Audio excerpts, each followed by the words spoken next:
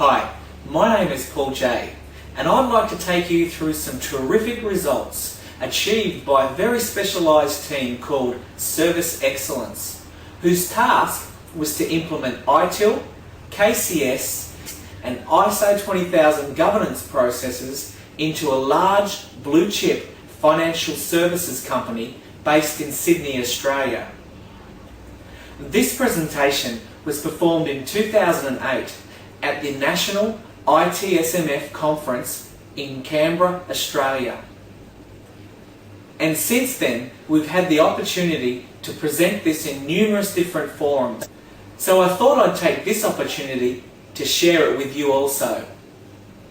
I've removed the name of the blue chip company, but if you're interested, how about you visit me on my LinkedIn site and have a look at my employment history.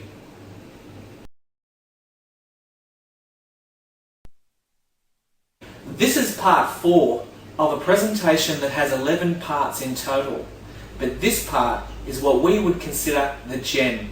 It's where we have a look at the IT Financial Planner Service Desk results. It's an 8-year journey with some fantastic results. So let's have a look at them.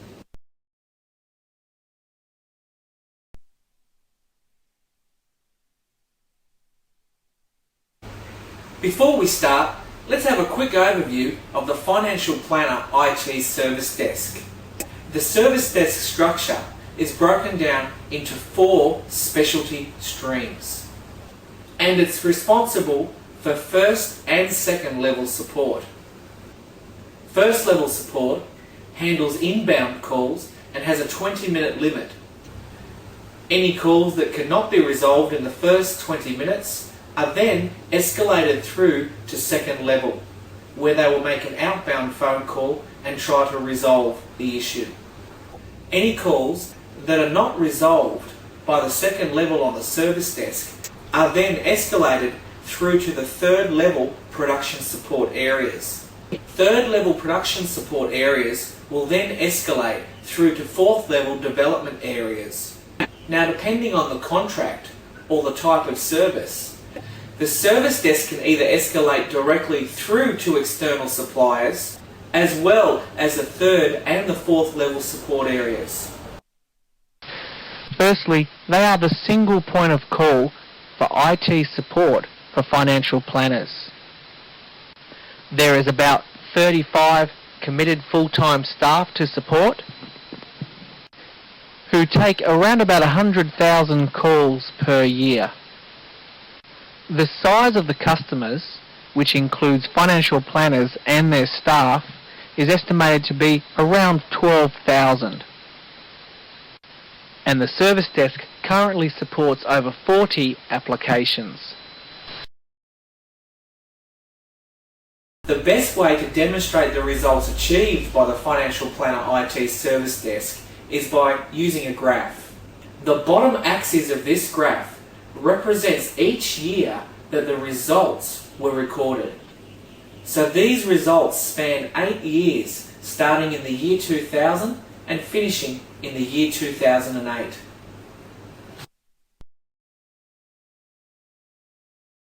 The yellow line at the top of the graph indicates the number of years in which the ITIL processes were implemented.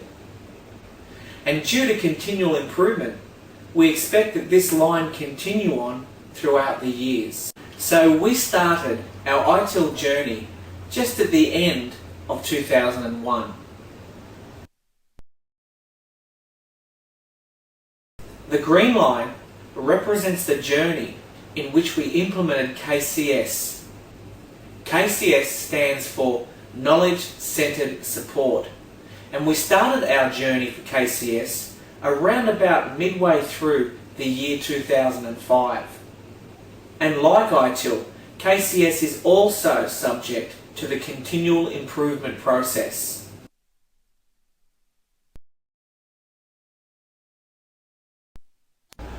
On the right-hand side of this graph are percentages that start from 0 to 100%.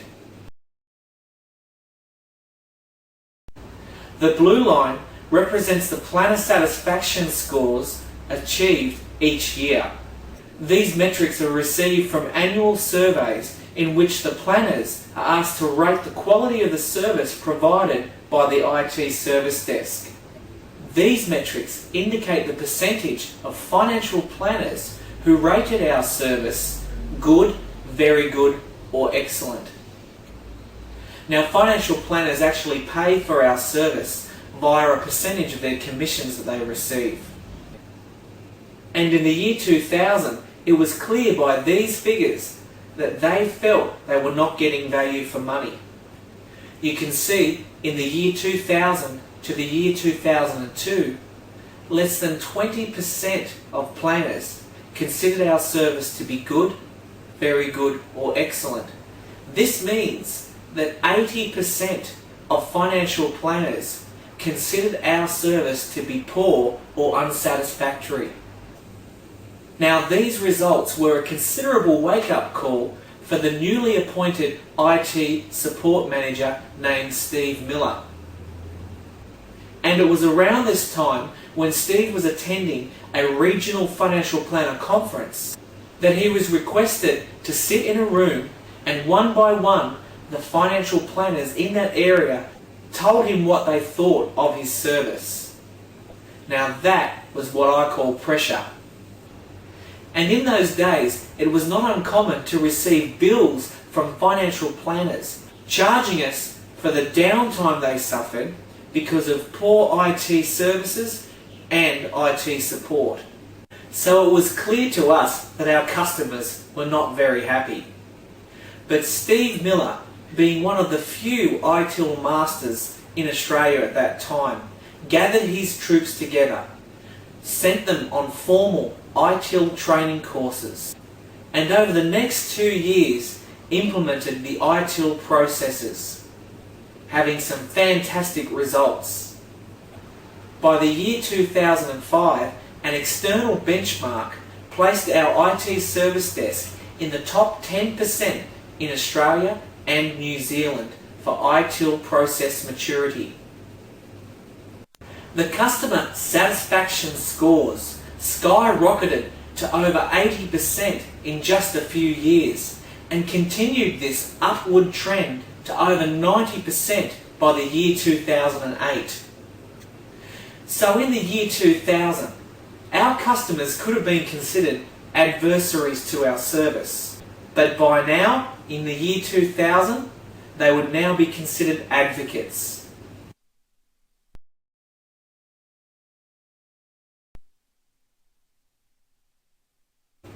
The second red line represents the percentage of calls closed at first point. That is, within the first 20 minutes of receiving the call. In the year 2000, only 40% of calls were closed at first point. This means 60% of calls that we received into the service desk needed to be escalated for additional work. Now this would drive the average cost per call through the roof. Now after implementing ITIL and KCS, our first point of resolution has now reached 86%. That means only 14% of calls are now being escalated. And you will notice that the planner satisfaction rating directly correlates with the first point of resolution. So ITIL processes helped us achieve a good first point of resolution and a good planner satisfaction rating. But by implementing KCS, it helped us maintain and improve those figures. The light green line represents the percentage of calls that are closed with a relevant linked knowledge base article. Now the KCS policy states that all calls should be closed with a relevant linked knowledge base article. But you need to start this in stages. So you establish benchmarks to measure against and continually improve the performance. You'll note from mid-2005 to mid-2006, it took almost 1 year to achieve 20% of calls closed with linked knowledge. Now this is where it requires an investment in time and resources to capture your knowledge. But your return in investment is realised very quickly once you get beyond 20%, because KCS states that 20% of your knowledge will be sufficient for closing 80% of your calls. And we found that to be true.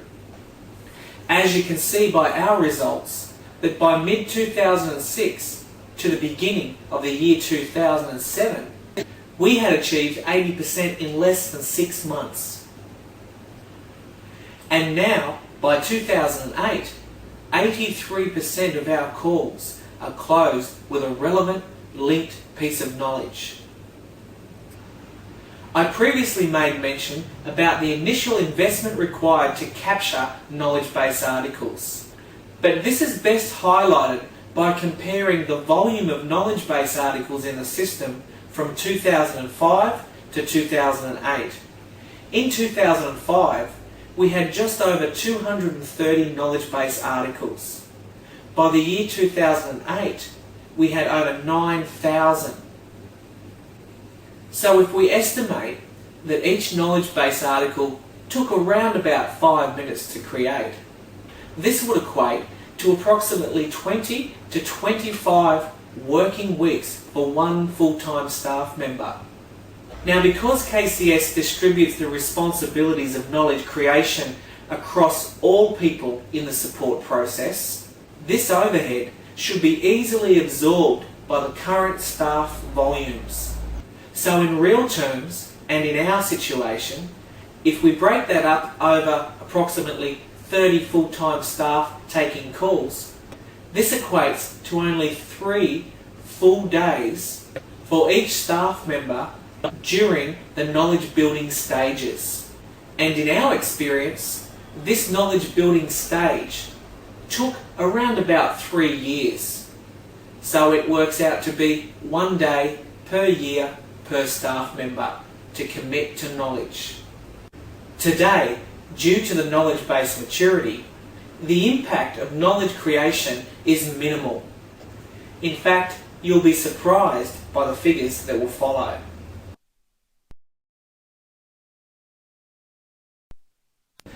Now this pink line represents knowledge reuse.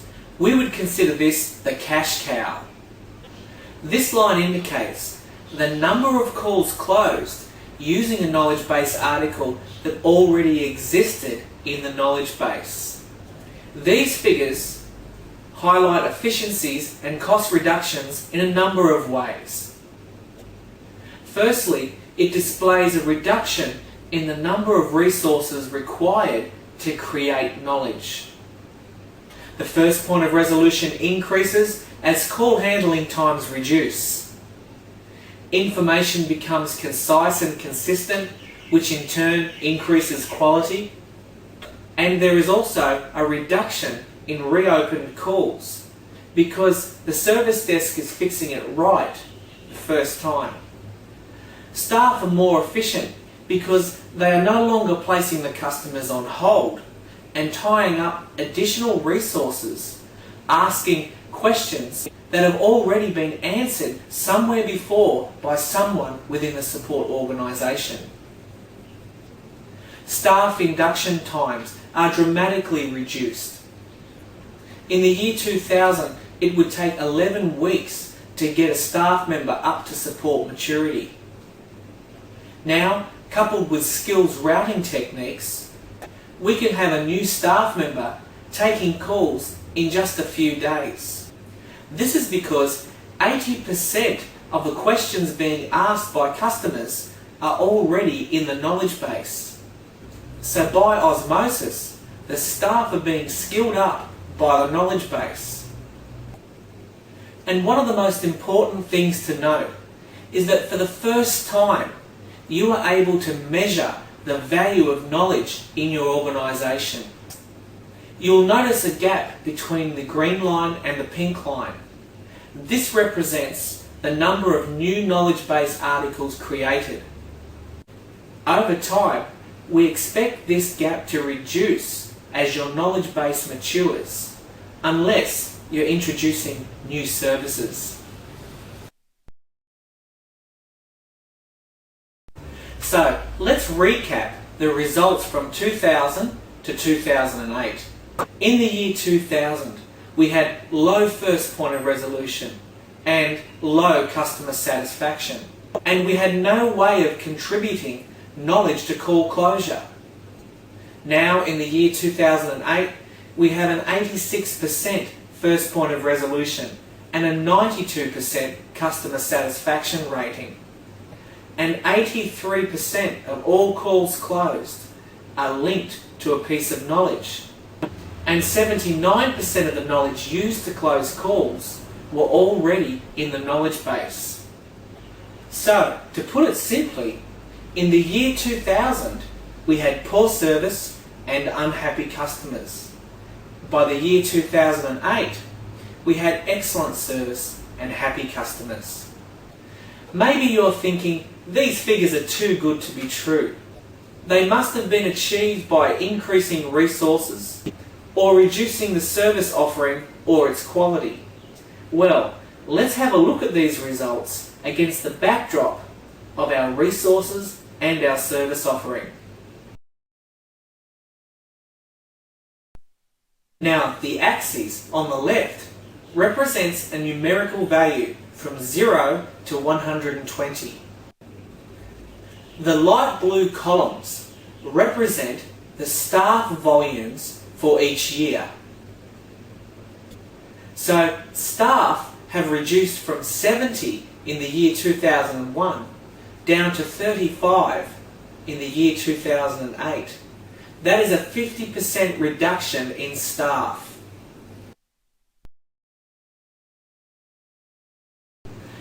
Now the orange columns represent call volumes for each year in thousands. In the year 2000, we received approximately 40,000 calls. And since the year 2006, we've consistently received over 100,000 calls per year.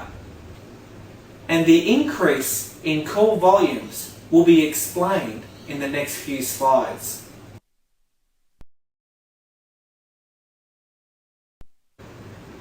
Now the yellow columns represent the number of supported applications by the service desk. This represents our service offering. In the year 2000, we supported approximately 14 applications. By 2008, the number of supported applications increased to over 40. This is more than a 50% increase in our service offering.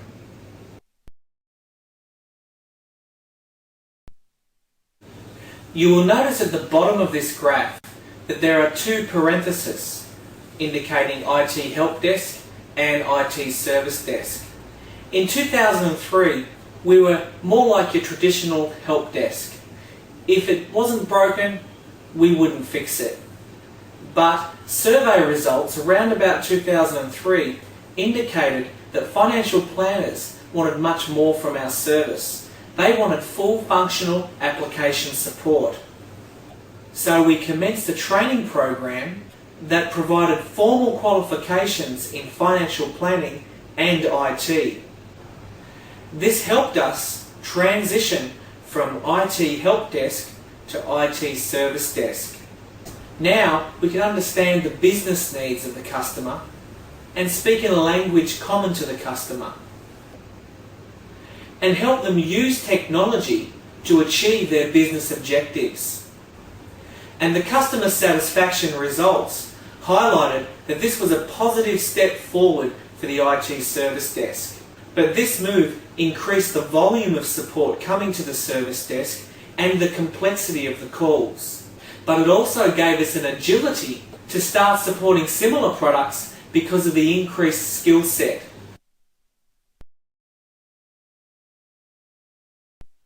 Some other things to note is that the customer callbacks have reduced by 50%, and average talk times have reduced from 8 minutes to 5 minutes.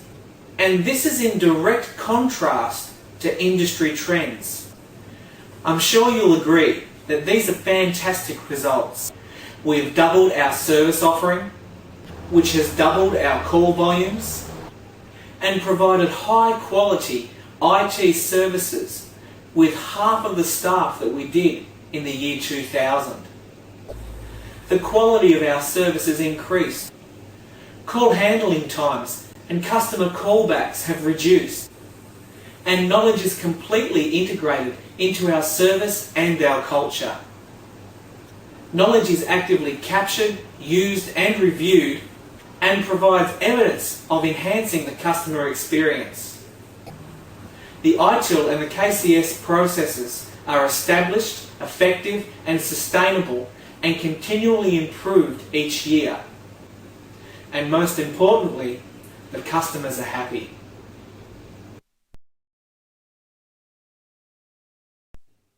This concludes part 4 of the presentation, and I'd like to thank you for your time for listening.